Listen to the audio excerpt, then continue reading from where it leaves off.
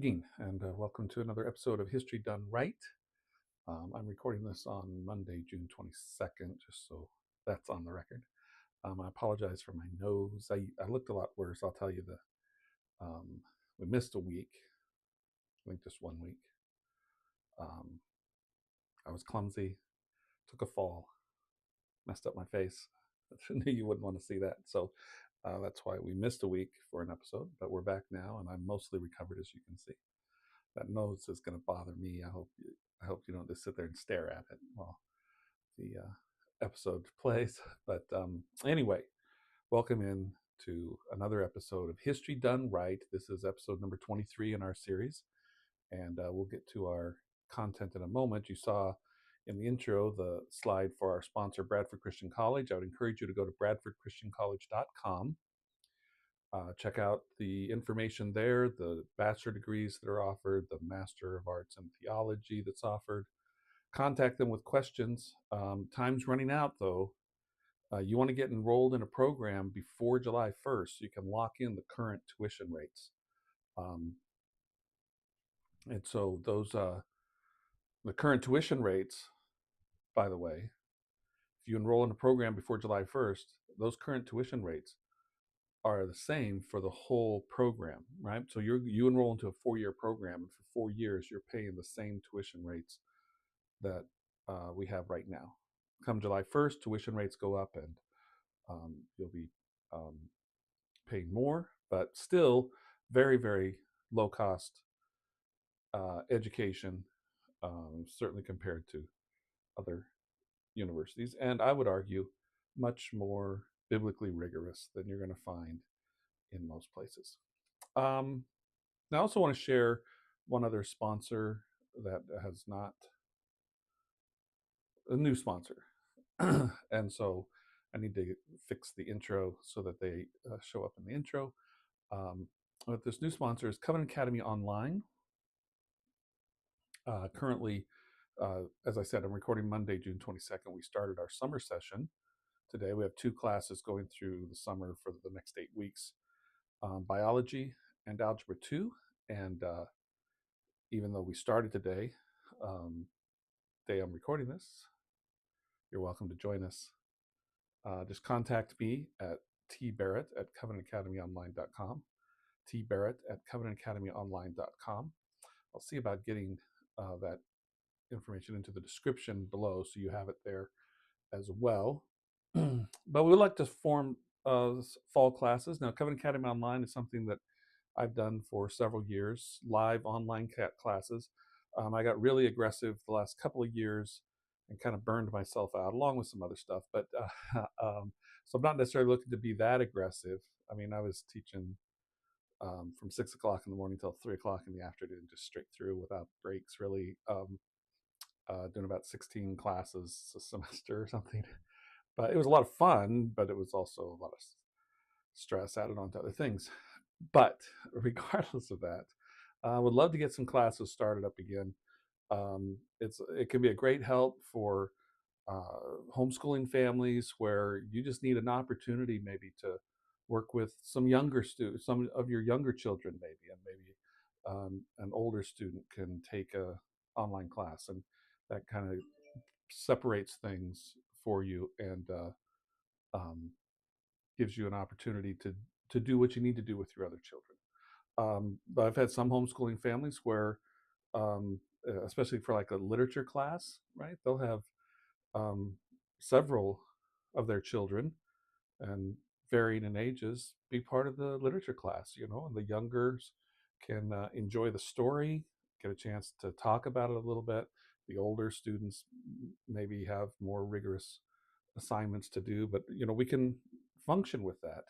I think it also could be a great opportunity. You might know a family in your church. They're thinking about homeschooling, but they're a little bit nervous about it. This could be a way to really help them.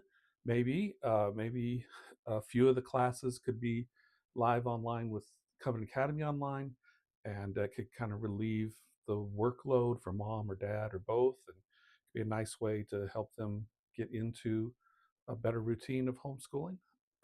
um, I've often thought that a way in which this could be really helpful is perhaps there are families that would love to, in your church, who would love to homeschool, but financially they just don't feel like they can do that. Maybe they feel the need to have both parents working just to get by, and um, it's. I've often thought that maybe the church, their local church, maybe could provide space during the day. Um, their children could go to the church building, and they could be taking live online classes there.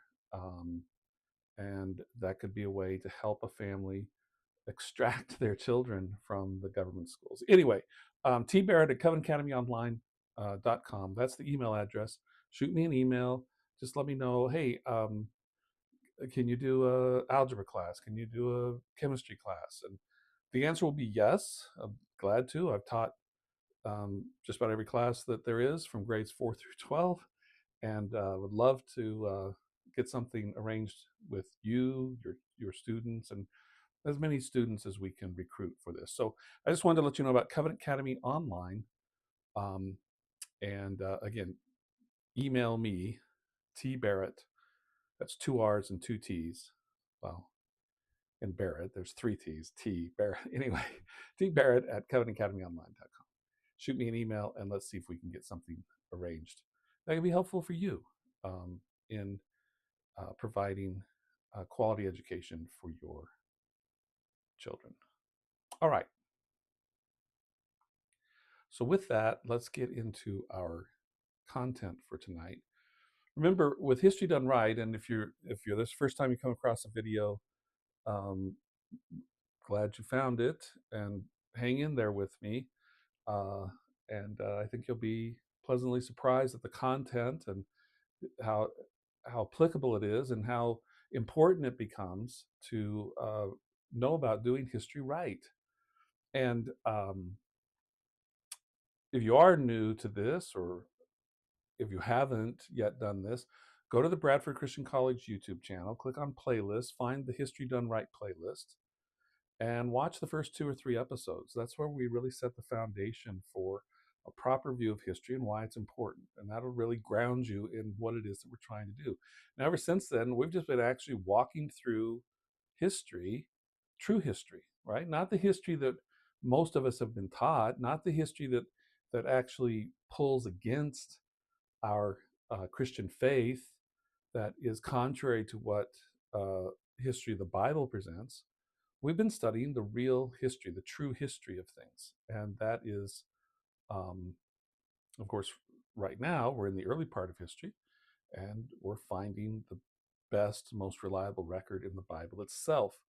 And so last episode, we read about, we're reading about the flood, and we read this section in Genesis 7, verses 21 through 24, where eventually um, the waters have subsided, and or are subsiding, I guess.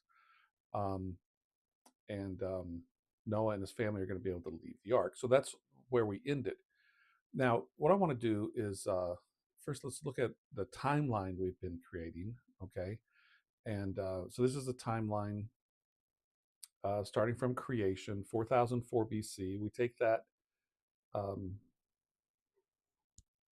date from Ussher's chronology, or we could say it was created in the first year, one Anno Mundi, the first year of the earth. Okay, so uh, that's where we start. And so we've looked at all this, the days of creation, and we're using Ussher's timeline, including the specific dates that he gives. Um, and so uh, we come to the flood in the 1656th year of the earth. Okay, so there's um, that's interesting to think about. 1656 years have passed, and what that means, how much technological advancement there could have been in 1,656 years, how much population growth there could have been in 1,656 years. Um, that could be pretty significant. Now, according to Ussher, in that 1,656th year, on Sunday, our December 7th, it wouldn't have been their December 7th. I don't know. I guess we don't know, what they named months or anything then. But anyway, he says it would have been our Sunday, December 7th. They entered the ark. Remember, they were in the ark for a week before the flood came. And then just some significant dates along the way. It would be Wednesday, May 6th. This would be in the year 1657 of the earth. The ark settles on the mountains of Ararat. Sunday, July 19, I think, is when he sends out the bird the first time. Maybe not. I'm not sure what my Sunday, July 19 is. Maybe that's when the waters receive. I don't know what that was, but the raven is sent out Friday, August 28th. The third time the dove is sent out is Friday, September 18th. When they leave the ark, it's Thursday, December 18, in the year 1657. So you can see that it's been a little more than a year. When they leave the ark, it's been about a year, or a little more than a year, from when they first went into the ark. Okay. Now, I'm going to keep up with Ussher's identifying dates, not to be dogmatic about it, not to say you better believe it was Thursday, December 18, or there's a problem with you. It's just helpful. I just find it really helpful to see the passage of time in that way. So that's why we're doing that. Okay, so when we look in Ussher's work here, we can see the year 1656. Anno Mundi, that little A right there means it was the fall of the year. I'm checking my key here. Autumn of the year. So in the autumn of 1656, that's when, on the 10th day of the second month of this year, Sunday, November 30, God commanded Noah that in that week he should prepare to enter the ark.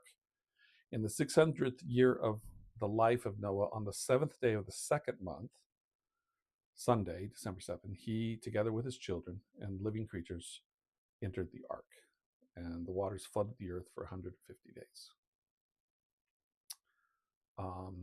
And so then here we have the Wednesday, May 6th. Oh, Sunday, July 19 is when the waters continued receding until on the first day of the 10th month, the tops of the mountains were seen. That's what the July 19, but this would be 1657, right? That the 1657th year of the earth.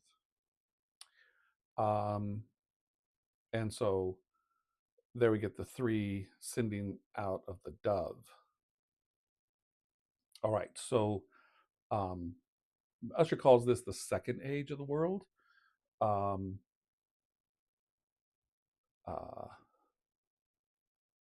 He, it would be a new creation, right? I mean, the earth has just experienced the wrath of God, his judgment. Now the physical earth itself, the material world, and the animals, they're innocent, right? They're not the sinners who are living sinfully before God and have tried his patience. Now his patience, people like to say the God of the Old Testament is just this really mean and angry God. Well, he was patient with his children for 1,656 years. Okay, so I don't think that qualifies as his deciding to carry out his wrath against the sinfulness of man was not a rash decision. You can't, right? I mean, remember, it all starts with, in the day you eat thereof, you shall surely die, in the garden. And they don't. Jonathan Edwards, we read that in that part of the history. Jonathan Edwards says Christ is at work as mediator immediately. He steps up and says, "Wait, I am the mediator on behalf of the sinful humans. Remember our covenant, Father." And he goes to work right then as mediator. And so yeah, the God of the Old Testament is not rash. He's not arbitrary. He doesn't, have a flash of anger and then throw lightning bolts. He waits 1,656 years and says, all right, you're not getting it. Now remember, in fact, we'll go to, I don't know how often I've shown this, but this wall chart here, pretty popular. A lot of people have this. You may have one in your home. I don't know. But this wall chart here, if we go all the way over here, we see Adam and Eve right here, Cain and Abel, other children, right? And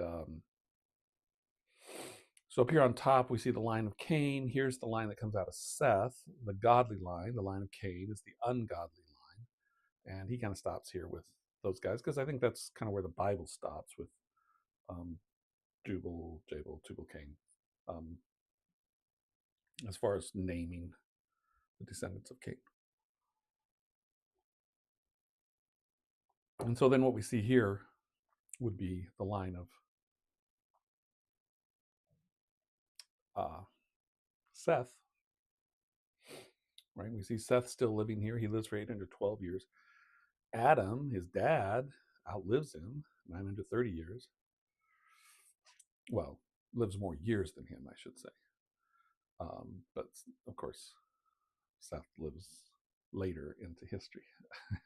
I'll quit trying to explain it. You can watch the timeline here.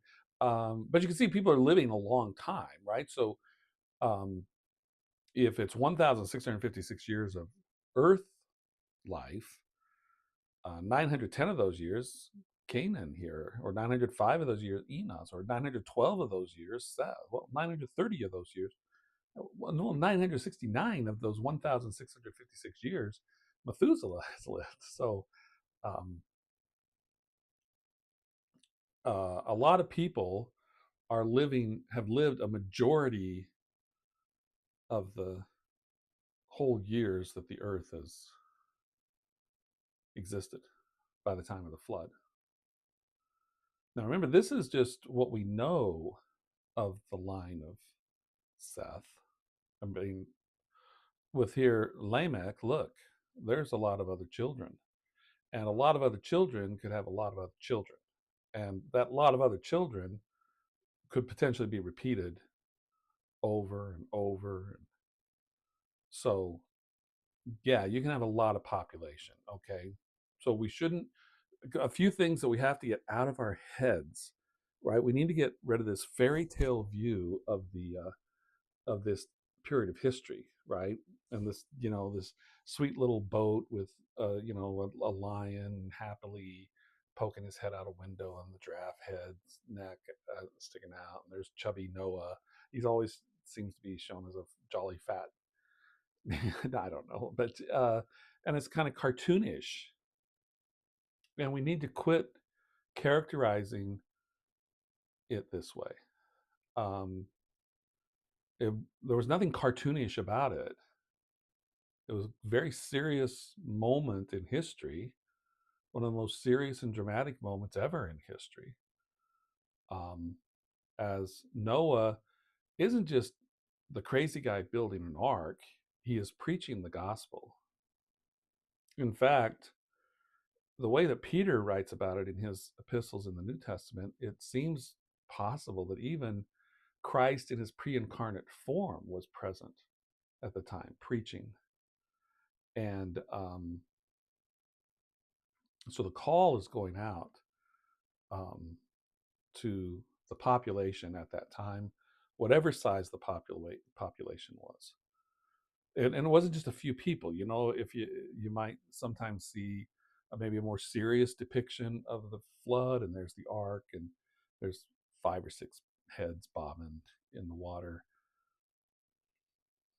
Millions. Some population experts even suggest it could be into the billions of people.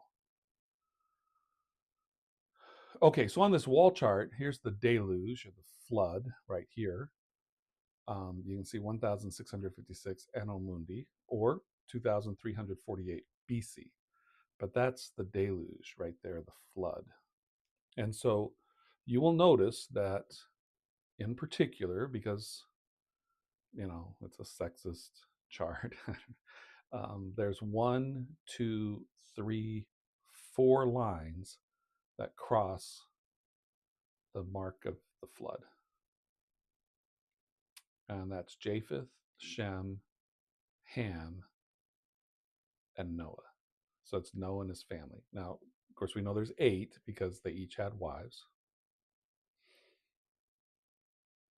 Look how quickly the population begins to be restored after the flood. All right, but that's where we're at. We're kind of in the middle of that black mark there for the flood,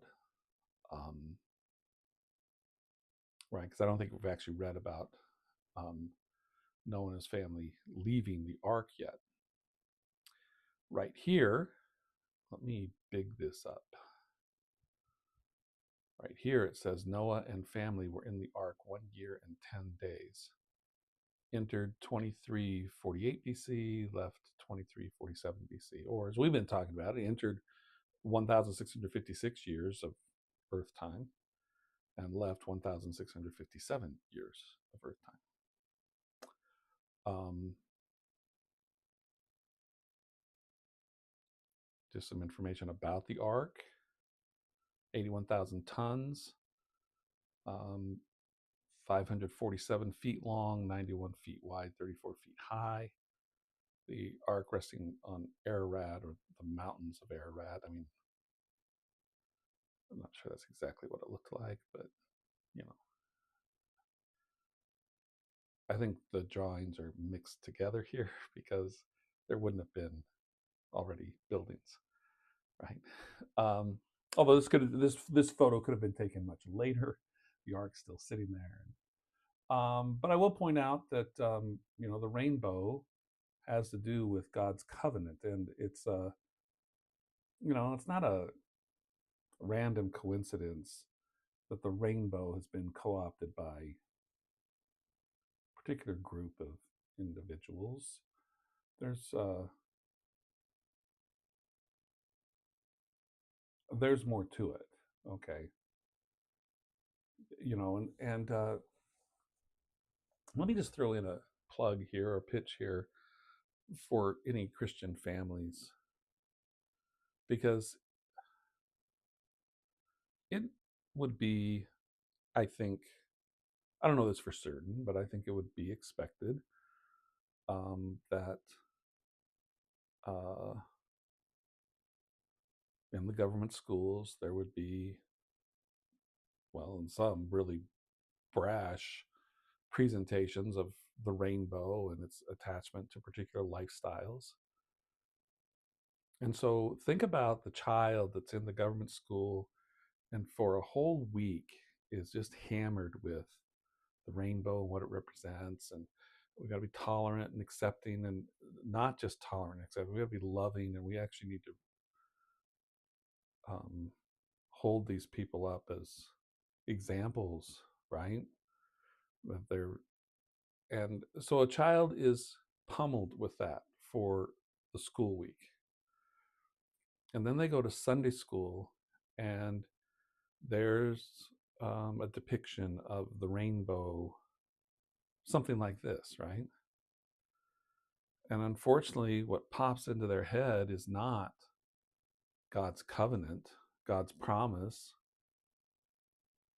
It's what men have done in disrespect to the Creator. And that's unfortunate. And, there you go. Another in the never ending list of reasons why a good choice for the Christian family is to withdraw, exodus the government schools. All right. So let's go to Genesis chapter 8. We're going to read the first 3 verses here.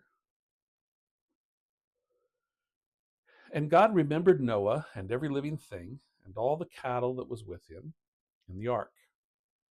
And God made a wind to pass over the earth, and the waters assuaged. The fountains also of the deep and the windows of heaven were stopped, and the rain from heaven was restrained, and the waters returned from off the earth continually.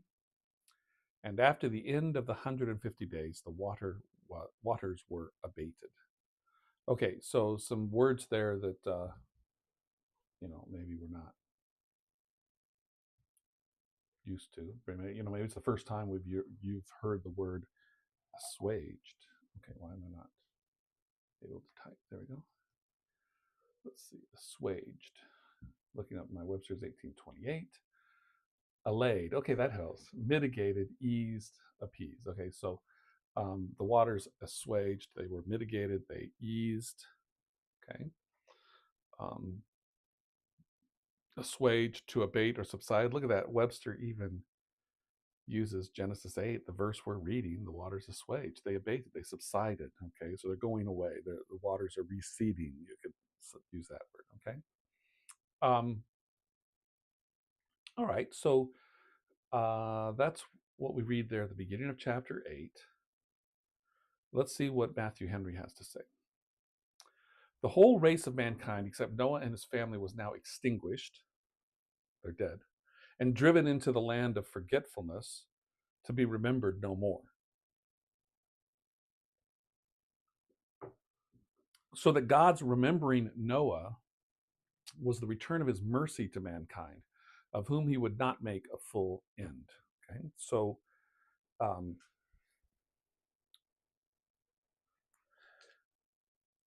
Matthew Henry is helpful to us in that he is helping us to understand that the God of the Old Testament is far more merciful than he's given credit for. Because, if we would understand this rightly, God was just to destroy all mankind because of mankind's sinfulness, because of its willful disobedience, and not just disobedience, but outright disrespect and of the Creator, of God, of the one who was their giver of life. But his mercy returns, and so in the King James, where we read that God remembered Noah, okay, don't take that in the way we typically talk about how then I remembered, like as though God had left his cognizance. Oh yeah, there's 8 people. You should probably pay attention to them, right? That's not how that remembered is being used. It's, as Matthew Henry points out, that God is going to return um, to his ways of mercy to Noah, or you could say even continue his ways of mercy towards Noah and Noah's family. We do not find that God had told him how long he should be confined and when he should be released. Very good men have sometimes been ready to conclude themselves forgotten of God, especially when their afflictions have been unusually grievous and long. So let's pause there for a moment. Let's put ourselves in the ark with Noah. Okay. If his 3 sons are, I don't know what their ages are at this point. Well, I guess maybe we could find out if we look at the wall chart. We could know their ages. But, if they were typical sons, it would be like, Dad, this is getting pretty crazy. We're just going to be stuck in this ark this whole time? Can we, I don't know what kind of pressure they may have put on Noah to say, let's get out of here. Let's, whatever. And Noah is, saying, no, let's wait for God's direction, right? So it could very easily, right? You think of the first cruise ship, right? And they wouldn't. I didn't know we signed up for a year-long cruise. Where did it say that on the ticket there, Dad? Um, and as Matthew Henry points out, it's not that God said, "Okay, we're going to go on a what is it, a 3-hour tour." Thinking back to the days of Gilligan's Island, they they didn't know, and a situation like that. I mean, we probably all know what it's like. When you were a teenager or something, and you were at some event or something, and you needed to wait for your parents, a mom or dad, to come and pick you up, and it's like, well, come on, and you're sitting there waiting and waiting, and it becomes grievous. Perhaps Noah, though a great believer, yet when he found the flood continuing so long after it might reasonably be presumed to have done its work, was tempted to fear lest he that shut him in would keep him in, and began to expostulate, "How long will you forget me?" But at length God returned in mercy to him, and this is expressed by remembering him. Okay, so there, Matthew Henry's wanting to explain that phrase, and God remembered Noah. Okay, God had not ever forgotten Noah and his family. Okay. Um, in fact, God was very much cognizant of them, and keeping them and all the other occupants of the ark safe through this baptism that was taking place. An act of God's power over wind and water, both of which are at his beck, though neither of them is under man's control. Um, that's this part of the verse here. God made a wind to pass over the earth, and the waters assuaged. Right, so like a wind. uh, Maybe there's other stories in the Bible where God uses a wind to drive the waters. Um, or there could be stories where God stops the wind from stirring the water. I don't want to give anything away. I don't want to. It's just like teasers to make you think, oh, I should read the Bible. He commanded the wind and said to that, "Go," and it went, in order to the carrying off of the flood. God made a wind to pass over the earth. What a sovereign dominion God has over the winds. Okay, pause. This is this is something we established at the beginning of this series, History Done Right, was the acknowledgement that if we want to do history right, we need to begin with God, and we need to begin with a God who has sovereign dominion over the entire creation, right? And that would be entire sovereign dominion over the seen and the unseen, the material and the spiritual, the natural and the supernatural. It's all his, it's all under his control. Um, uh, and we want to remember that.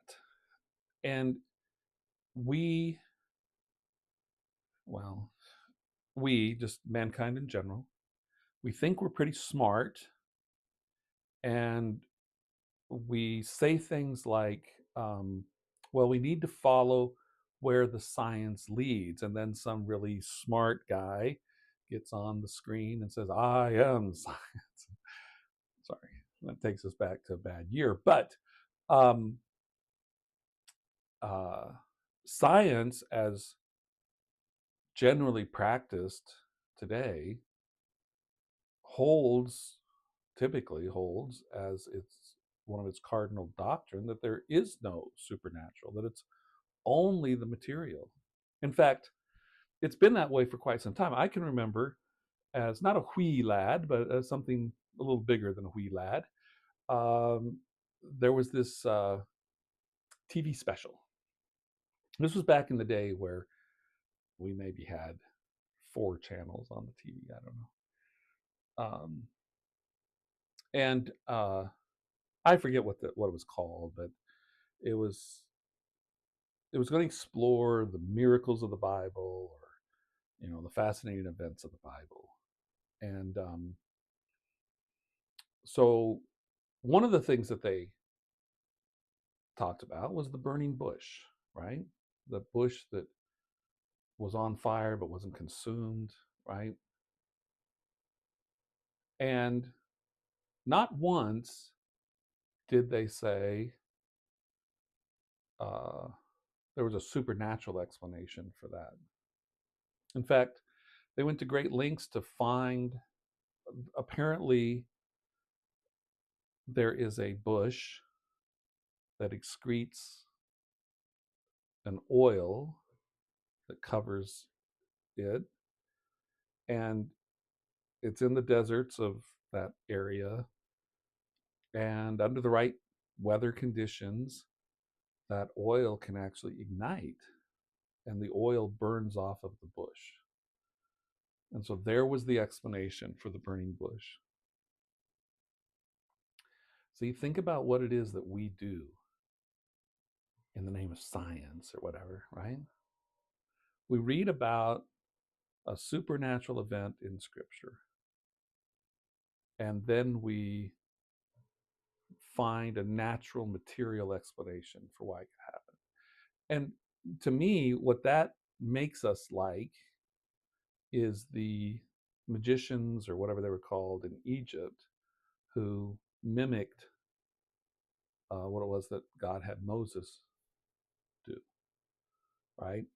And so, Moses, his staff becomes a snake, and the magicians can duplicate that, right? I think that Moses' snake ends up eating their snakes or something like that. You can read the story.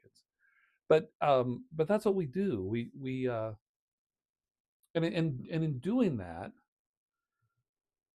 we might think we're being really smart, right? Well, look at us. We can discover an explanation for how it is that the children of Israel could cross on dry land because a wind comes sweeping through.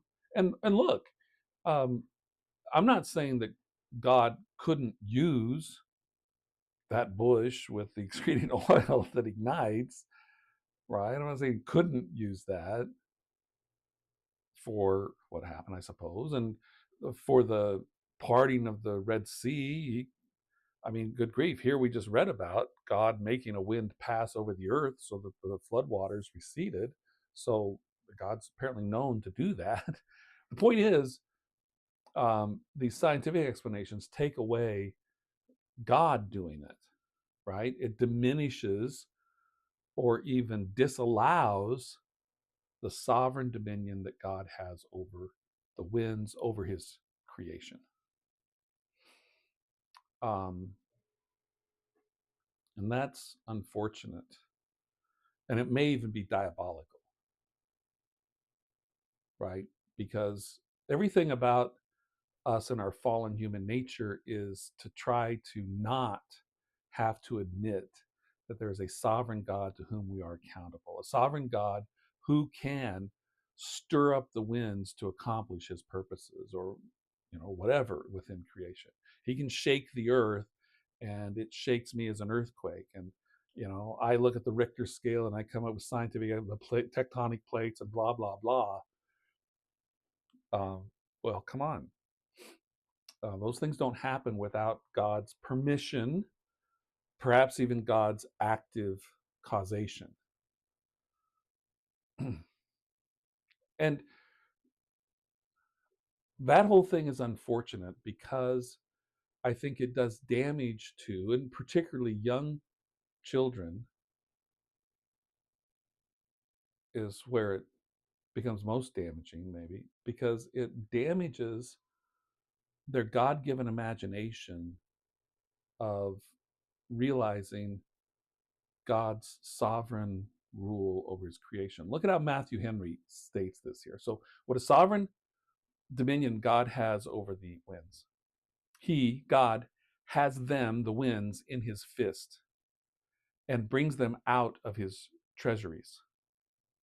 He, God, sends them, the winds, when and whither and for what purposes he pleases. Okay. Um, and so, what does science say? Well, they go through some lengthy explanation of how particular weather conditions bring about the movement of air currents, and that becomes the winds that we experience. And we got all the trade wind. I mean, uh, it's pretty amazing that in our current scientific climate of everything is evolutionary random chance and such, and yet, have you ever seen one of those maps that shows the general wind currents? Like, it's so consistent, and I mean, it's so consistent that even before um, the theory of natural selection came along, um, sailors were making use of their understanding of these natural wind currents to sail the high seas. I mean, isn't evolution amazing? How it becomes so consistent.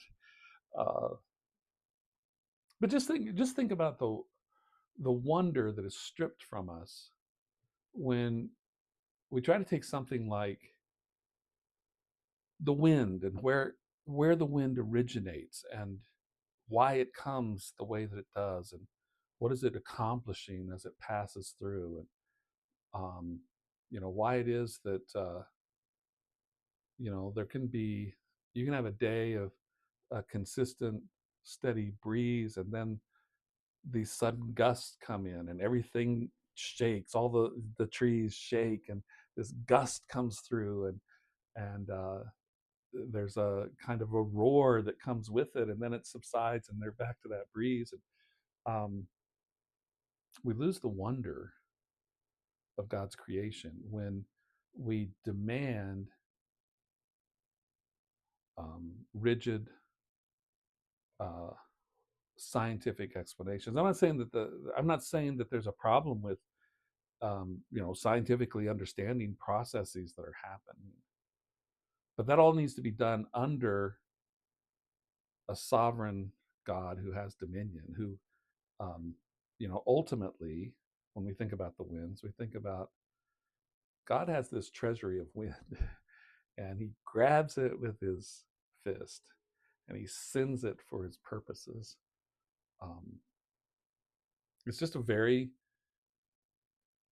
unfortunate that that kind of wonder and amazement gets stripped from us because we turn it into a mathematical formula, a physics problem, a strict scientific explanation.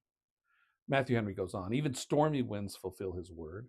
It should seem while the waters increased, there was no wind, for that would have added to the toss of the ark. But now God sent a wind when it would not be so troublesome. Probably it was a north wind, for that drives away rain. I never knew that. North wind drives away rain. Wind out of the north. All right, if you say so. However, it was a drying wind, such a wind as God sent to divide the Red Sea before Israel. Okay, so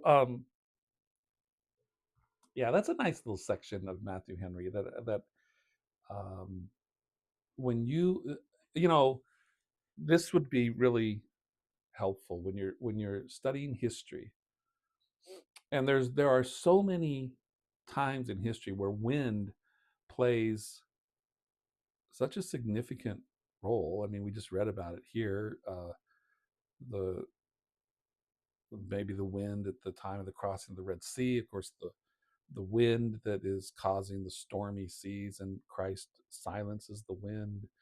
Um, the siege of Leiden, and the wind that stirs the water and brings the walls crashing down. Um, the Revolutionary War, there's times of wind or no wind that becomes advantageous. And we don't, again, those kind of natural events that we think of, we need to connect the natural to the supernatural. So look, you're all homeschoolers. Yes. You're teaching, you're going through your science, and you're studying about wind. Take some time to read those stories in history where wind played a significant role, and then take some time to read Matthew Henry here. Right, this is his commentary on the first three verses of Genesis 8. This is, I don't know, whatever page number this is, and it's page 64. uh, Take some time to read this and strengthen, feed the wonder in your child's mind about wind, and let it be okay that they can together hold the idea that through science we can understand something about wind and how it's generated, and it's really I mean, there's no question it's helpful with presumably weathermen that can predict, right? And so we can be told in advance that there's expected high winds, and we can plan for that. So that's all great and good, but you can also hold at the same time the truth that God has this treasury of wind, and He brings out wind by His fist, and He sends that wind forth for His purposes. Um, Let that wonder remain for them as well. Okay, note, as the earth was not drowned in a day, so it was not dried in a day. Oh, that's kind of like, well, I guess it's a little bit like Rome was not built in a day, right? But I mean, this has two aspects. That's what I just thought. But that's a great little. The earth was not drowned in a day, so it was not dried in a day. So that's probably what Noah said to his sons when they're getting antsy and impatient. Dad, can we get off the boat? And hey, look, boys, it didn't take just one day for the earth to be drowned. It's going to take more than one day for the earth to be dried. That's such a dad thing to say, right? In the creation, it was but one day's work to clear the earth from the waters that covered it and to make it dry land. See, now he's going back to Genesis chapter 1, right? Um, it did take just one day to separate the land from the water. Nay, it was but half a day's work. Well, sorry, half a day. But the work of creation being finished, this work of providence was effected by the concurring influence of second causes, yet thus enforced by the almighty power of God. Okay, so there's the more theological explanation of what we were just talking about, right? We were talking about kind of the wonderment that should remain within us, that there's this treasury of wind, and God reaches into that treasury, takes out the wind, and sends it to the earth where He wants it to go. Here we have the more theological explanation, right? God's work of providence, affected by the concurring influence of second causes, yet thus enforced by the almighty power of God. God usually works deliverance for His people gradually, that the day of small things may not be despised, nor the day of great things despaired of. All right, so that's helpful. I mean, that gives us perspective. That helps us. In particular, it helps us to acknowledge that God does seem to have this pattern of working. It's not, for example, another example, right? Um, it's pretty interesting that when Joshua leads the children of Israel into the promised land, that first battle with Jericho is entirely God's doing, right? It's like, okay, they marched around. They didn't do anything that was warlike at all, right? And God gave them the victory. But I don't know that, I don't recall that He did that for any other city they came up against, right? That, in fact, um, now I'm going to try to find something. Uh,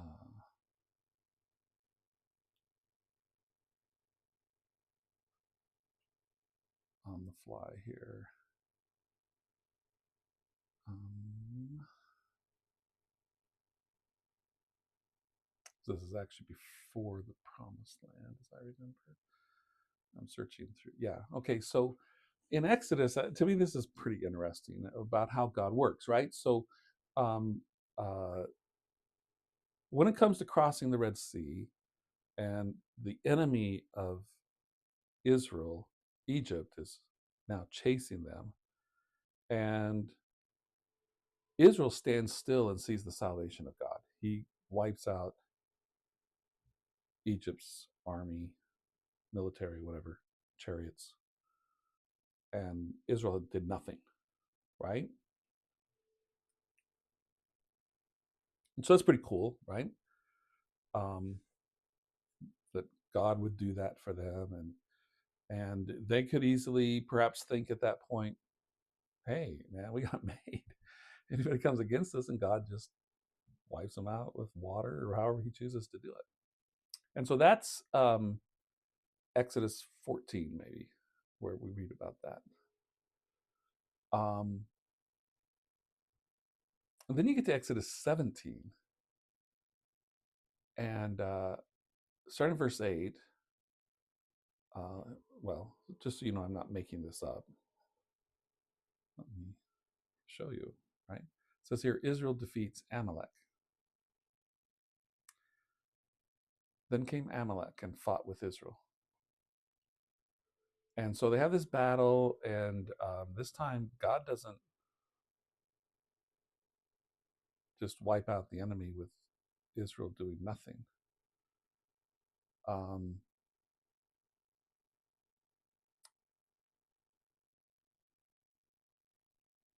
and so Joshua discomfited Amalek and his people with the edge of the sword. And the Lord said to Moses, write this for a memorial in a book, rehearse it in the ears of Joshua, for I will utterly blot out the remembrance of Amalek from under heaven.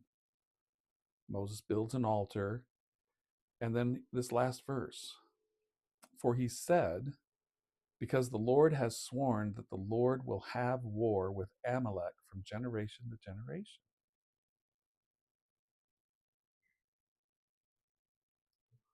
Like, why is it that God works this way?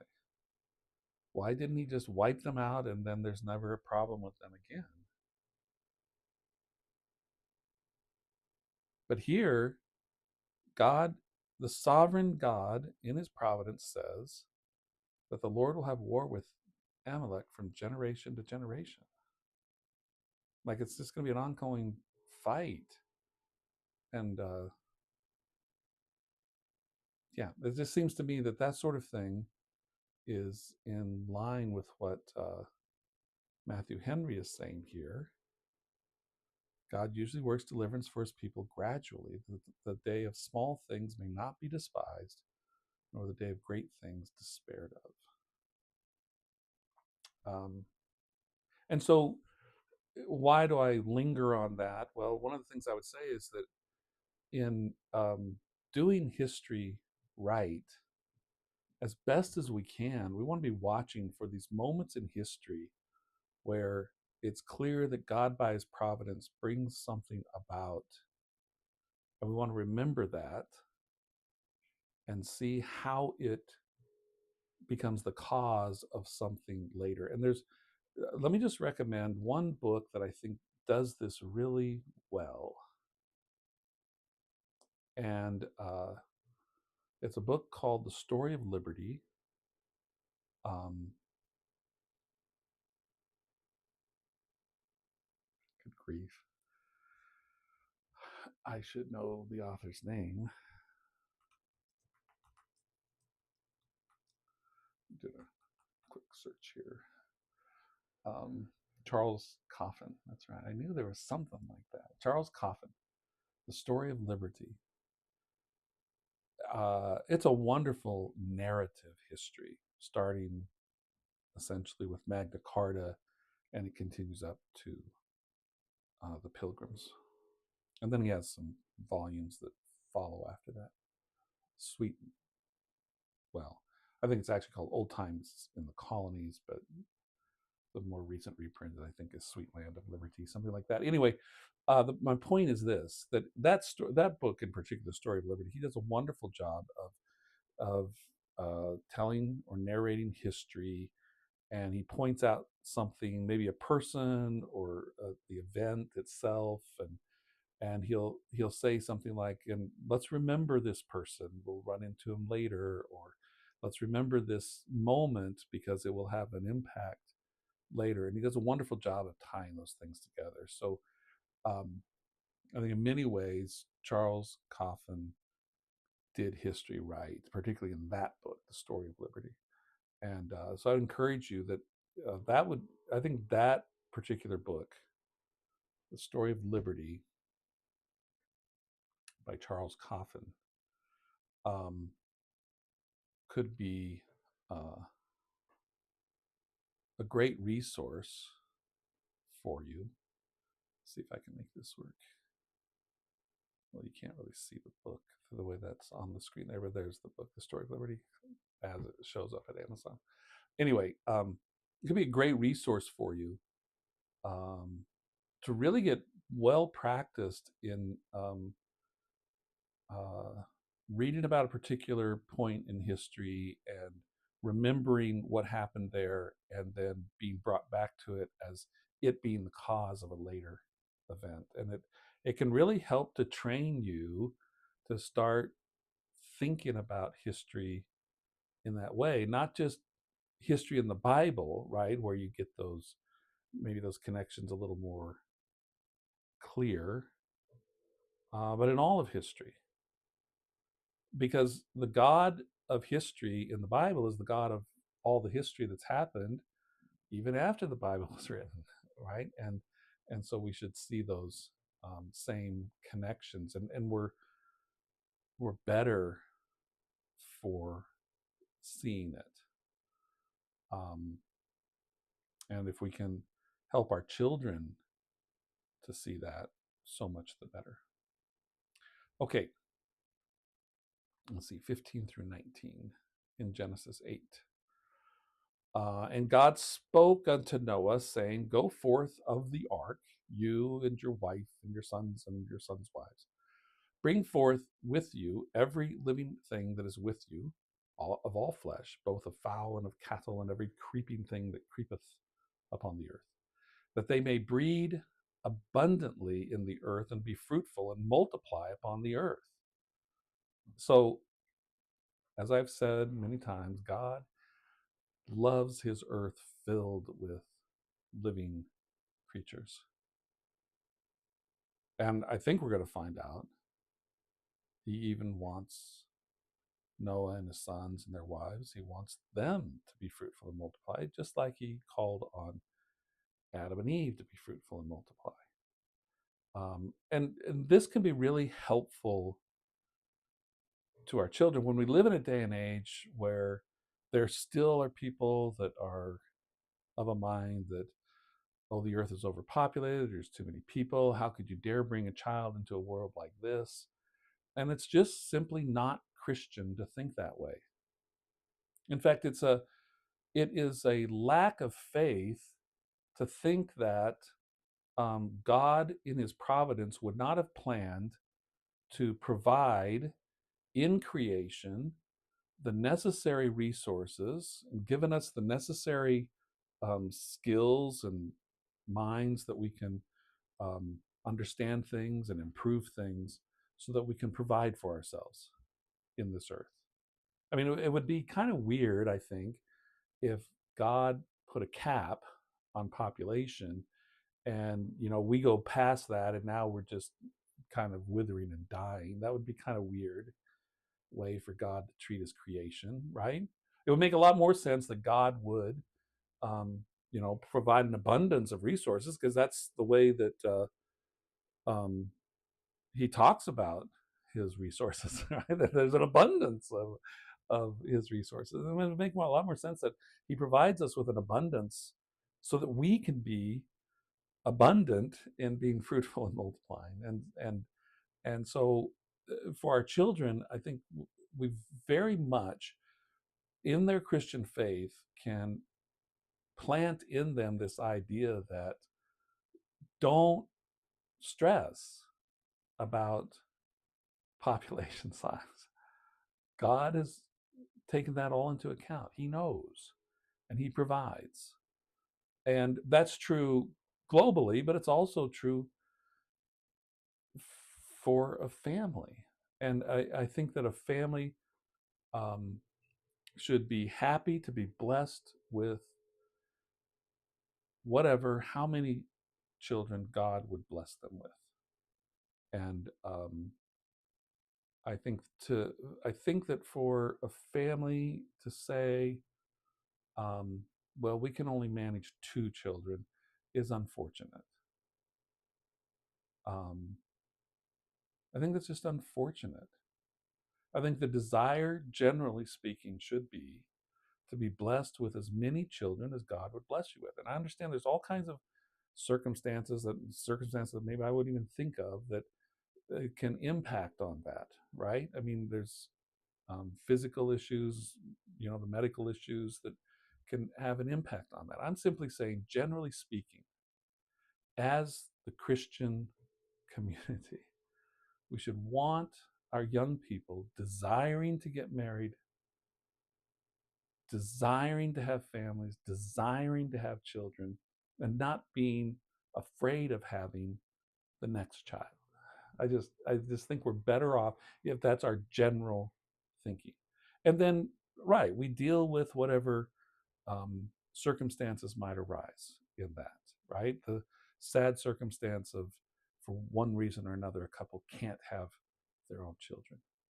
Um, and it doesn't, it's not a cursed thing, okay? It's the consequence of fallen creation, right? But generally speaking, that should be what we would like for all Christian families to desire um, those things. Okay. Uh, so, though he had been now a full year and 10 days a prisoner in the ark, yet when he found himself preserved there, not only for a new life, but for a new world, he saw no reason to complain of his long confinement.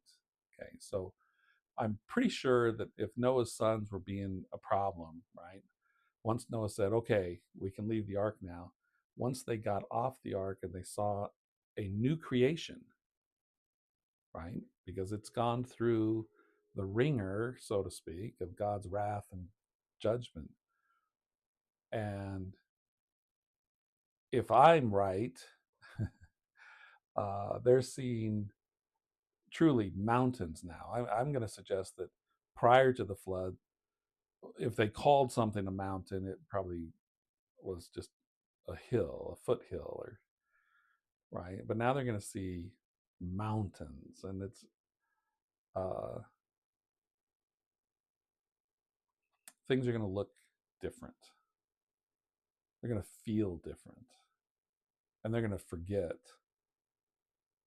Well, it's been more than a year. There's going to be. It's a new world. All right.